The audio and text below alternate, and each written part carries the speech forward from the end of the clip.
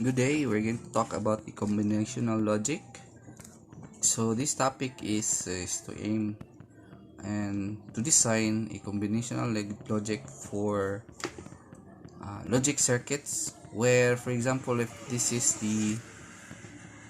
we have a block diagram. So if you have n number of inputs and if you want an m number of outputs, so in between is the combinational circuits. So in our topic, going to discuss how to design a combinational circuits. So these are the design procedures.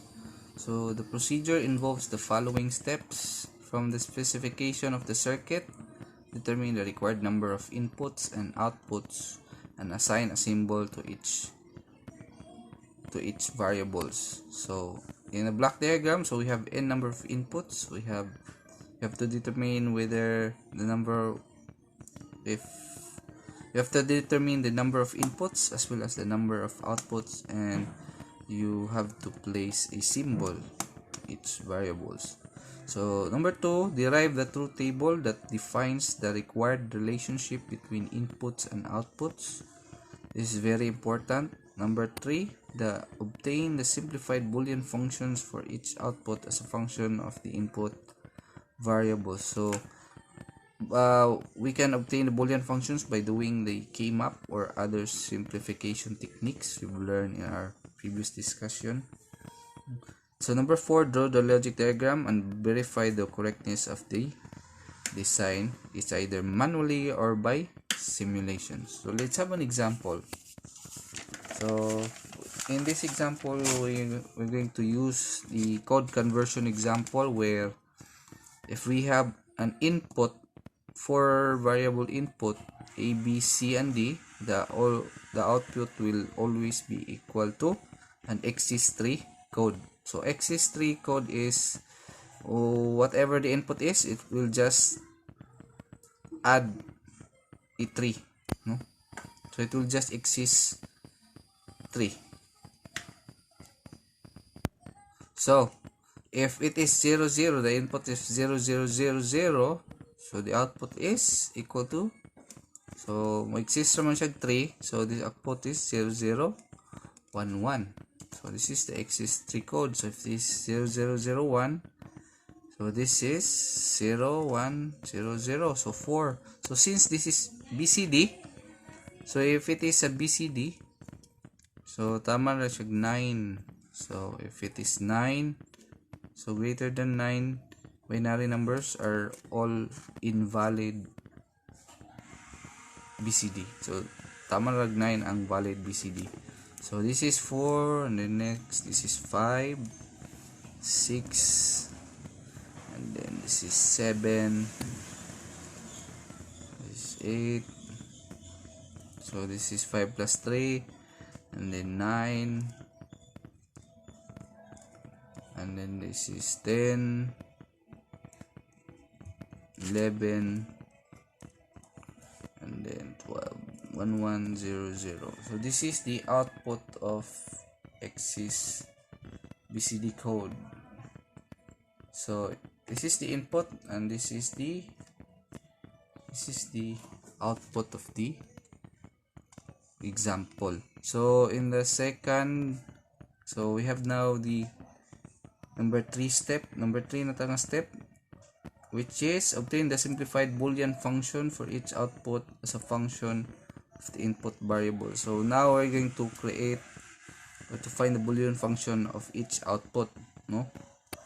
So therefore, sa tagsaon na to ni, so Boolean function for w, Boolean function for x, Boolean function for y, and z. So let's start with the w.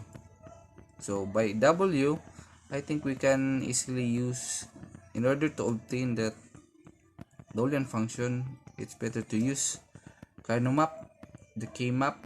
So let's start with w. So this is w. So this is the input. So in order to obtain these outputs, no? So these are the inputs, and this is the output of the w. So if mag-K-map ta, so there are 4 variables, so a, b, c, and d. So we're gonna use 4 variable k map, 0 0 0 1 1 1 and 1 0, 0 0 0 1 1 1 and 1 0, and then this is it. So this is the output for the variable w. So as you can see, ang output na to is mag 1 siya. W is equal to 1 if input is equal to 0 1 0 1, so 5. So 0 1, this 1, then next is 5 6 7 8 9, 5 6 7 8 and 9. So how about this? How about the 10 11 12 to 15? So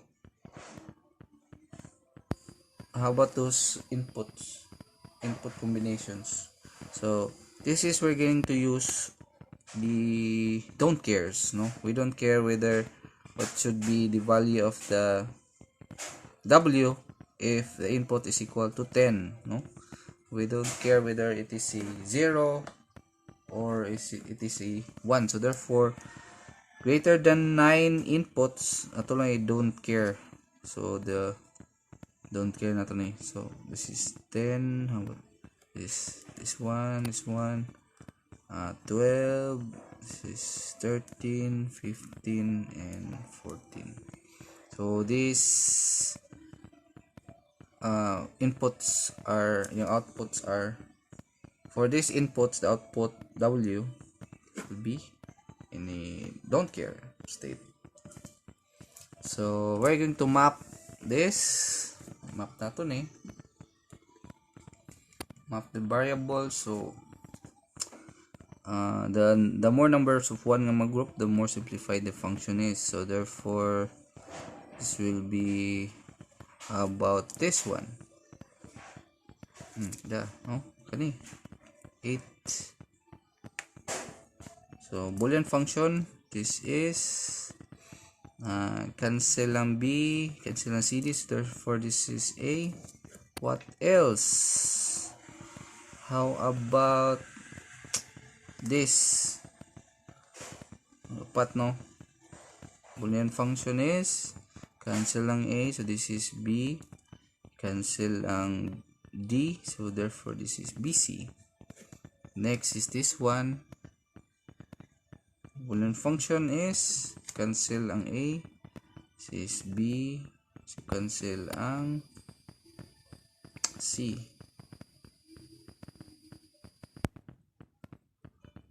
Cancel ang c, so therefore this is bd. So therefore w is equal to a plus bc plus bd, like that. So so we can also minimize the number of literals. So about this one, plus b times c. So na parenthesis, no, the minimize numbers of gates.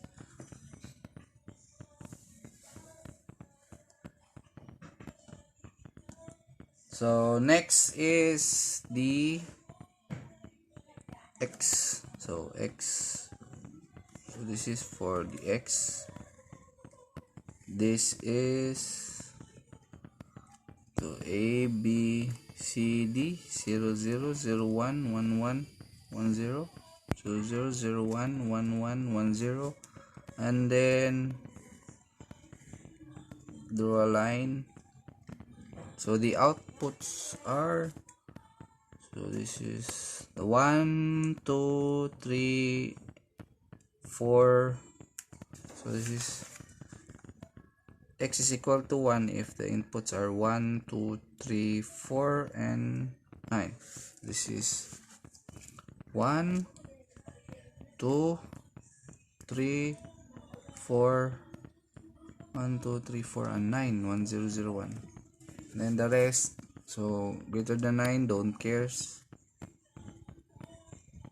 So this is greater than 9. So these are the outputs. So atong i-K-map. So this is upat-upat gini siya. So this is 4 dara and 4. So therefore the Boolean function of this group is cancel ang A. So this is B prime and then C. So about this one, cancel ang A. So this is B prime D. So next is kaning duha. So this is cancel ang A. So this is B, C prime, D prime. So therefore X is equal to B, C prime, D prime plus B prime, D plus B prime, C. So that's the Boolean function.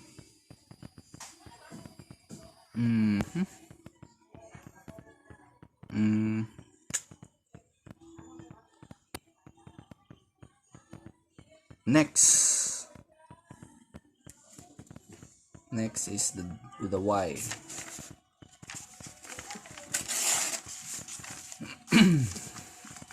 So sa Y, so draw the K-map. It's A, B, C, D. Is 0, 0, 0, 1, 1, 1, 1, 0.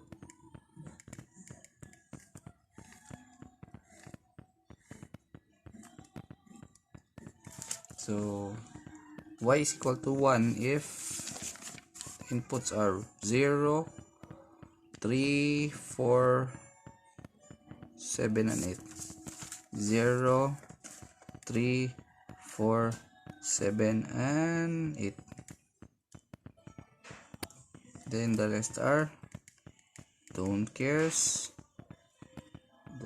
na rin eh. So group na to siya. So this will be 4 and this one. So Boolean function is C prime D prime, and this is CD. So therefore Y is equal to C prime D prime plus CD. So to minimize the number of literals, I think this is a XNOR. XNOR siya. This is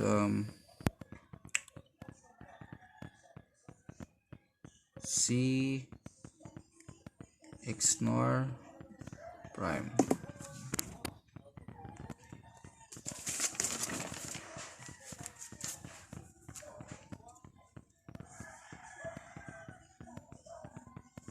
Next is the Z.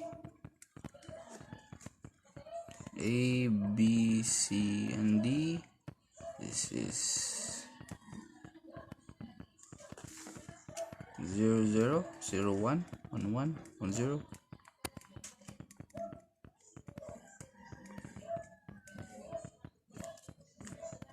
So Z is equal to 1 if inputs are 1, 0, and then 2, and then 4, and then 6, and then 8. Then don't cares.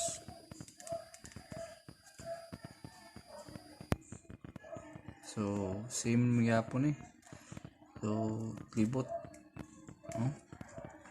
So the Boolean function is cancel na ni tanan. So dari ang bilin is D prime. This D prime. So therefore Z is equal to D prime. So we're finished with step 3. So we'll now proceed to step 4 where we draw the logic diagram.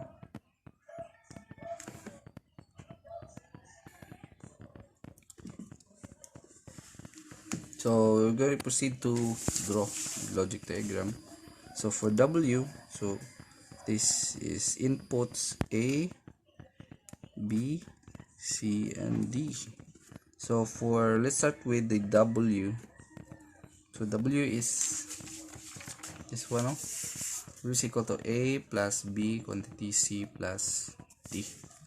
So A, this is A, connected siya sa OR gate. Connected siya sa OR gate. And then connected siya sa B. So B is connected with AND gate with C and D. Connected siya sa OR. Like that. And then this one, no? So this is C plus D, and this is B times C plus D on your output. B times C plus D. So therefore, ang output today is W, which is equal to A plus B times C plus D. So this is W. So how about next is the X? So X is more longer. Yeah. So how do you reduce this function? How about, let's make this one, use na ito ni B prime, no? So this will be X is equal to B C prime D prime plus B prime D plus C. About that one. So therefore X is, so naka-AND ang C prime and D prime with B. So this is AND gate ning C prime and D prime. So you have AND gate, OR gate, a NOT gate rather. You have a NOT gate there. No? So this is output niya is B C prime D prime. Then naka-OR siya. Naka-OR gate sa B prime D plus C. So kanino?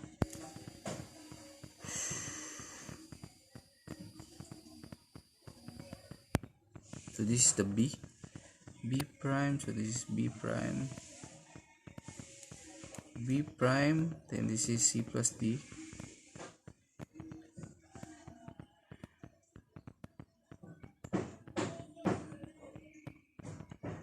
AND gate.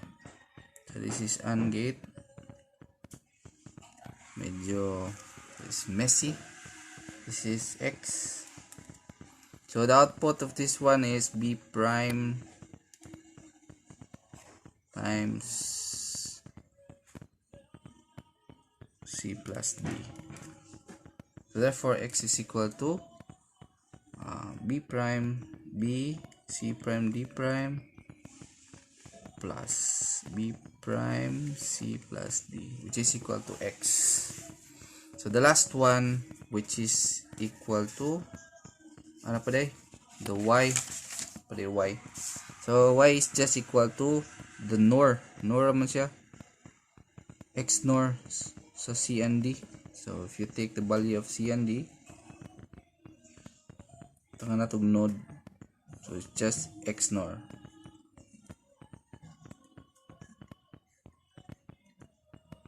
X NOR. So this is Y. And the last one is the D. It's just ano siya, NOT gate. So this is the Boolean function of the XS3 code conversion example.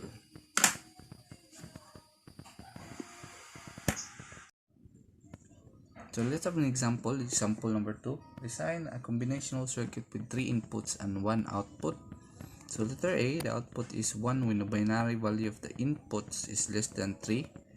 The output is 0 otherwise. Letter B, the output is 1 when the binary value of the inputs is an odd number. So let's start with letter A. So the output is 1 when the binary value of the inputs is less than 3. So if it is not less than 3, the output is 0 otherwise. So if this is a 3 inputs, so 3 variables, so let's use x, y, and z. So let's construct the truth table.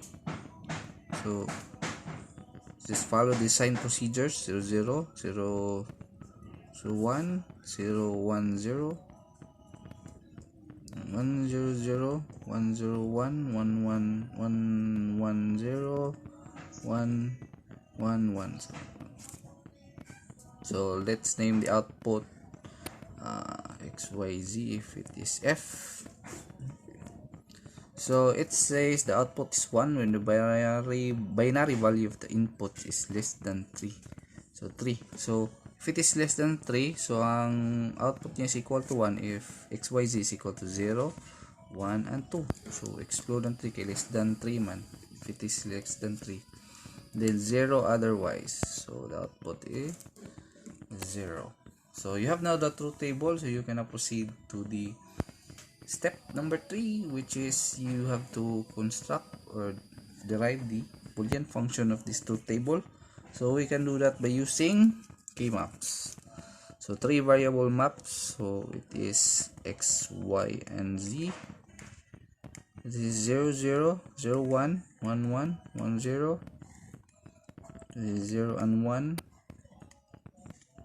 And then the outputs are 1 if it's 0 0 0 0 0 1 and 0 1 0.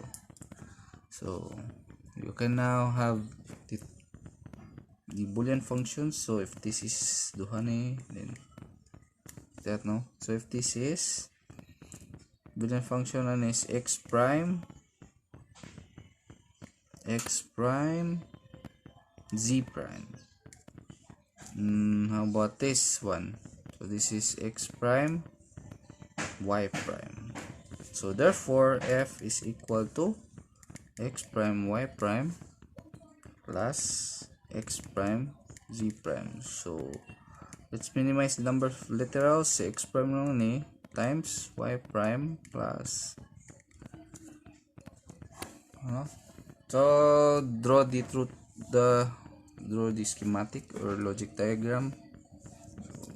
So therefore if we have functions input x, y, and z, so it is x naught connections to NOT gate, and then naka AND gate.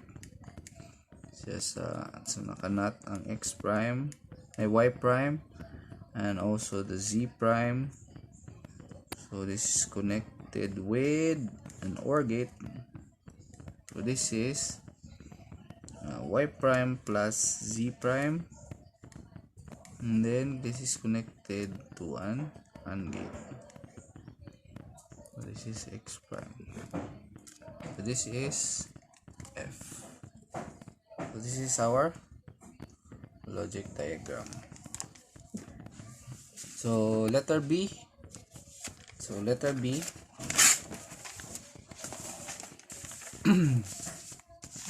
So it says the output is 1 when the binary value of the input is an odd number. So the same, we have to construct the truth table x, y, and z.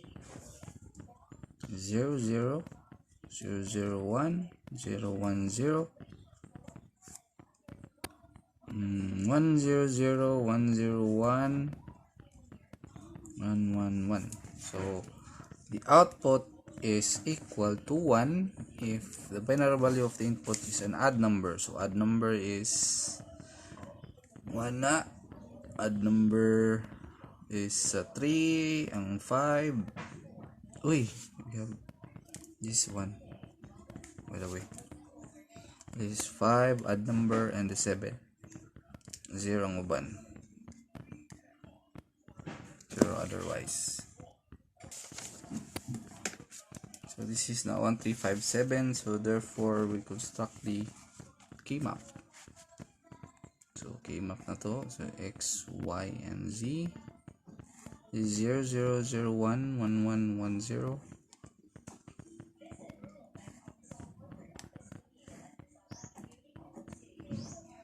So this is 1, 3, 5, and 7. So you have single group na So this is equal to, I think it's just equal to z. So therefore f is equal to z.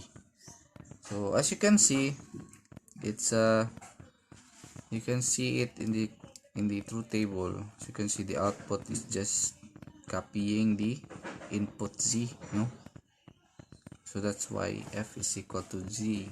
So therefore the variable